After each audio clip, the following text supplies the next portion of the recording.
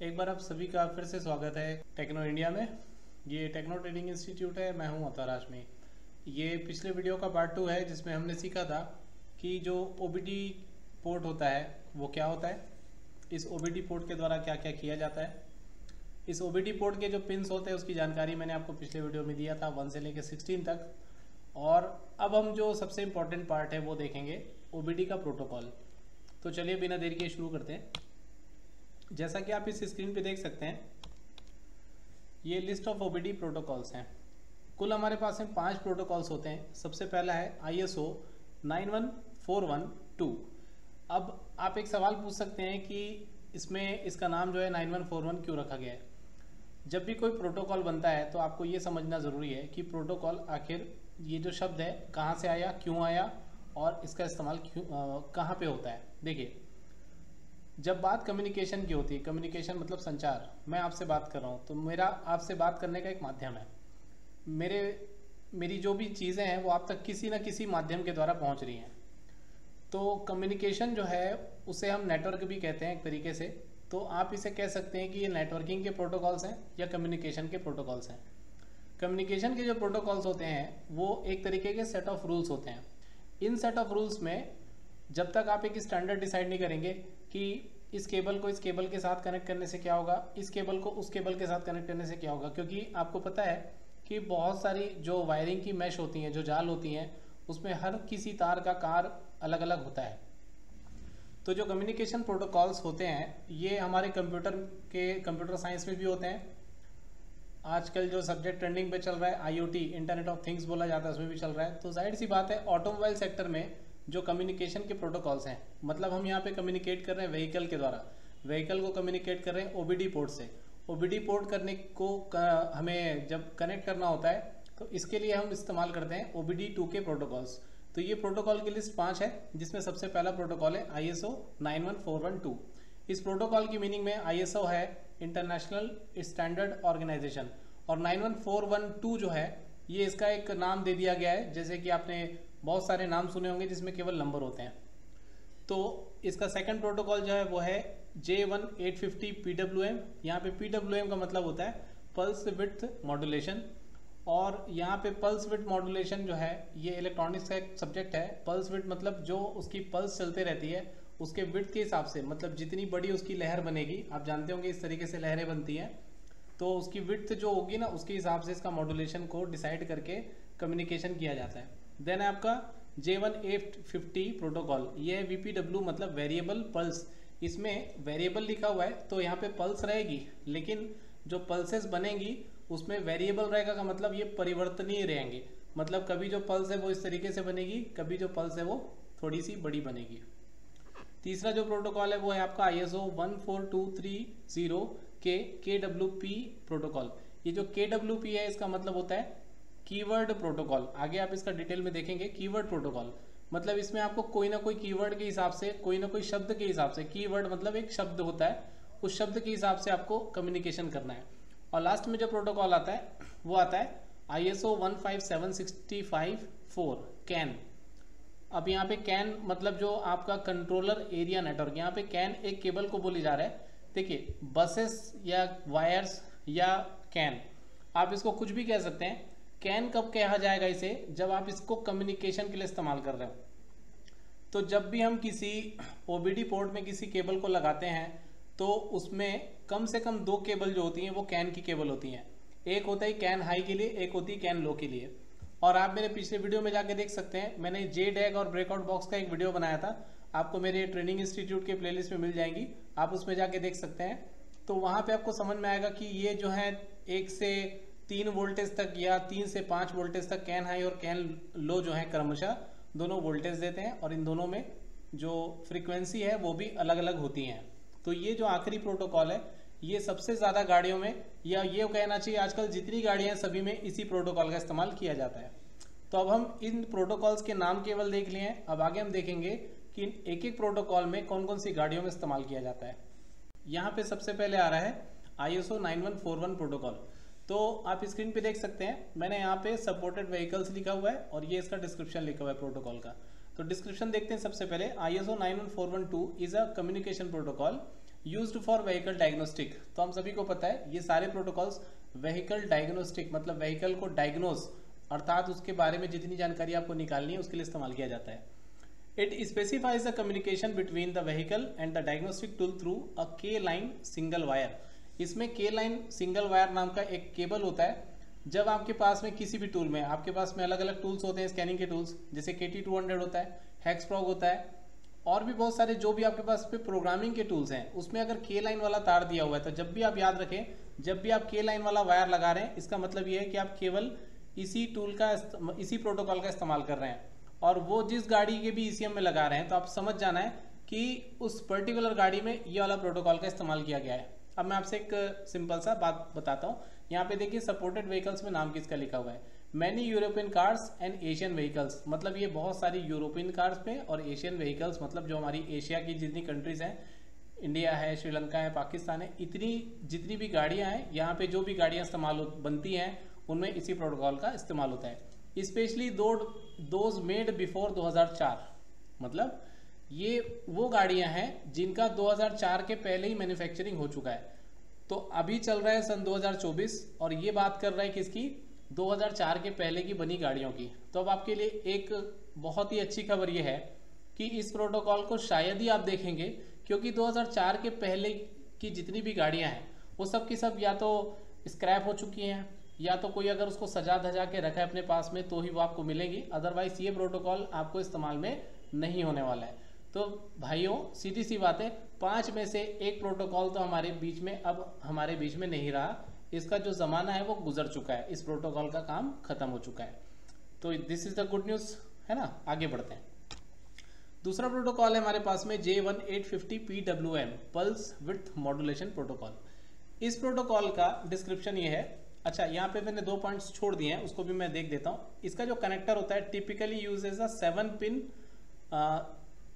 Pin 7 on the OBD2 connector. इसका जो pin out होता है वो 7 पिन वाले कनेक्टर के साथ में कनेक्ट होता है।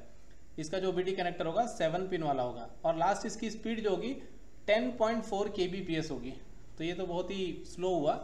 10.4 kbps का मतलब हुआ कि जब आप किसी डाटा को रीड करने जाएंगे तो अगर मान लीजिए आपको 1 मेगाबाइट पढ़ना है, ठीक है, तो आपको 1000 सेकंड्स लगेंगे, क्योंकि यहाँ पे जो स्पीड है कितनी है, लगभग 10.4 किलोबिट पर सेकंड है।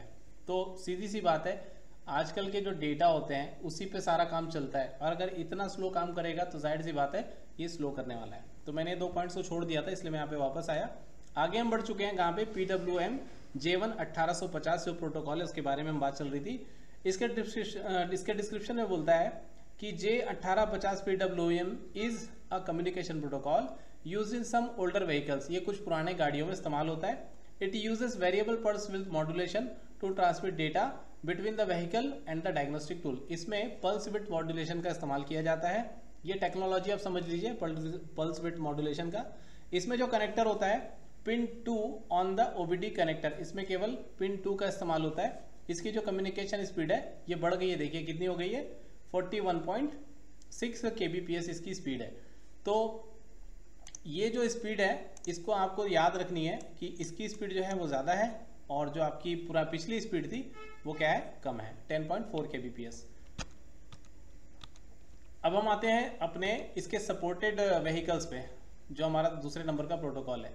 ये ज़्यादातर या यहाँ पे केवल फोर्ड का नाम लिखा है, फोर्ड कंपनी का, तो ये केवल Ford vehicles most pre 2004 models. तो 2004 की जो पहले की गाड़ियाँ हैं स्पेशली फोर्ड की, केवल उसमें इन गाड़ियों का इस्तेमाल किया जाता था। Ford vehicles specially those manufactured before 2004, मतलब जो पहले बन चुकी हैं उसके लिए। तो आप ये भी मान सकते हैं कि इस प्रोटोकॉल का भी इस्तेमाल आपको नहीं करना है, क्योंकि अब ये भी प्रोटोकॉल क्या हो चुका है, आउटडेटेड हो चुका है। अब हम आते हैं अपने तीसरे नंबर पे। तीसरा है हमारा J1850, फिर से वही नाम है, लेकिन यहाँ पे क्या है, VPW का मैंने आपको मतलब बताया कि इसमें जो पल्सेस आएंगी उसमें वेरिएबल आपको मिलेगा। तो ये इनके जो सपोर्टेड व्हीकल्स है, देखिए बाकी सारी चीज़ें तो सेम है इसकी, कि ये भी पिन 2 कनेक्टर का इस्तेमाल करता है। इसकी स्पीड भी जो हमारा पहला प्रोटोकॉल था, कौन सा वाला, 91412, उसी के जैसी इसकी स्पीड है। और यहाँ पे ये बोल रहा है कि ये जनरल मोटर्स जो कंपनी थी और जो 2008 के पहले बन के जा चुकी हैं उन गाड़ियों में इनका इस्तेमाल किया जाता था। तो भाइयों कितनी अच्छी बात है कि हमारे पास में केवल 5 ही प्रोटोकॉल्स हैं। इन 5 में से तो 3 आउटडेटेड हो चुके हैं, क्योंकि 2008 की गाड़ी तो अब आपको चलानी नहीं है, 2008 के बाद की चलानी है। तो अगला जो प्रोटोकॉल आने वाला है उसे देखते हैं कि वो कौन से सन का है।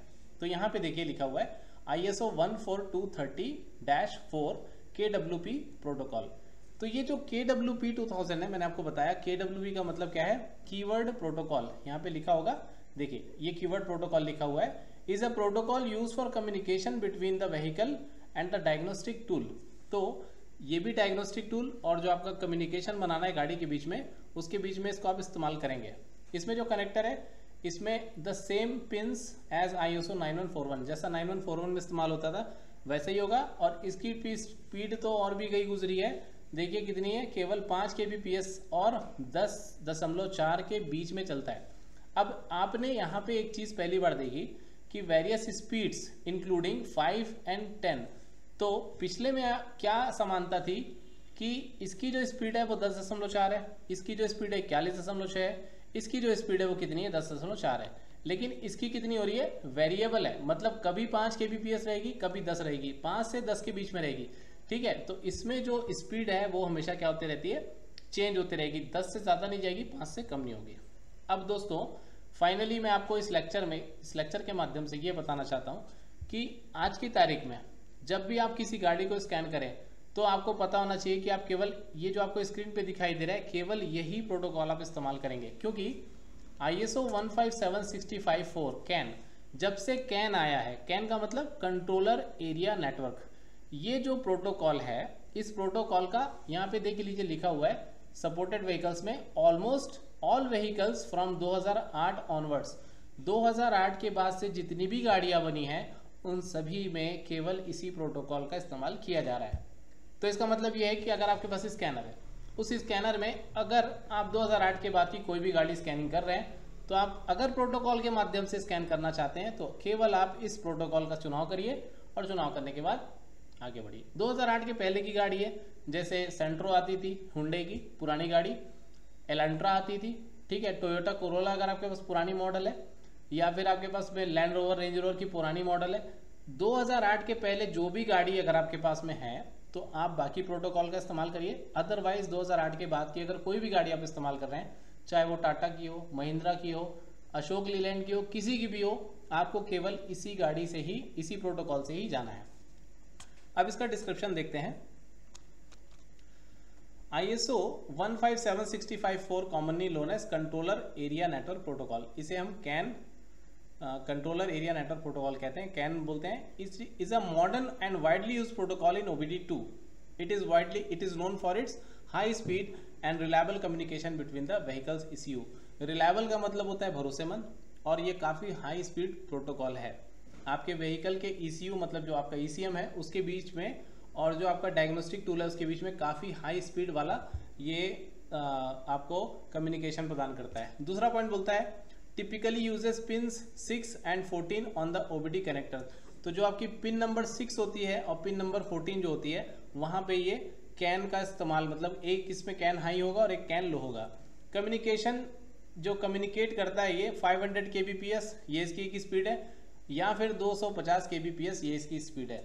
अभी मैंने पिछले कुछ वीडियो में आपको ECU सिमुलेटर के बारे में बताया था, वहाँ पे आपने देखा होगा कि ये ECU की स्पीड, मतलब जो कम्युनिकेशन की स्पीड होती है वो भी आप डिसाइड कर सकते हैं। तो ये डिसाइड आप कैसे करते हैं, जितना आपका ECM स्पीड प्रोवाइड कर रहा है उसके हिसाब से ये स्पीड भी आप सेलेक्ट कर सकते हैं।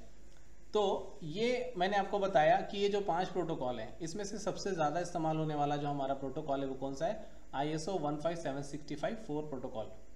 तो ये था दोस्तों आज का हमारा लेक्चर। अगर आपको पसंद आया हो, अगर आपको कुछ नया सीखने मिला हो, तो नीचे जो लाइक बटन है उसे दबाना ना भूलें।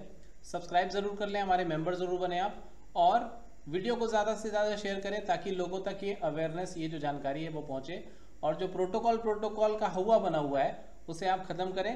और इससे रिलेटेड कोई भी अगर आपको सवाल हो तो मेरा जो कमेंट सेक्शन है वो खुला हुआ है, आप मुझे सवाल पूछ सकते हैं, मैं आपको जवाब दूंगा। अगले वीडियो में मिलते हैं दोस्तों। Thank you very much, see you on the next video.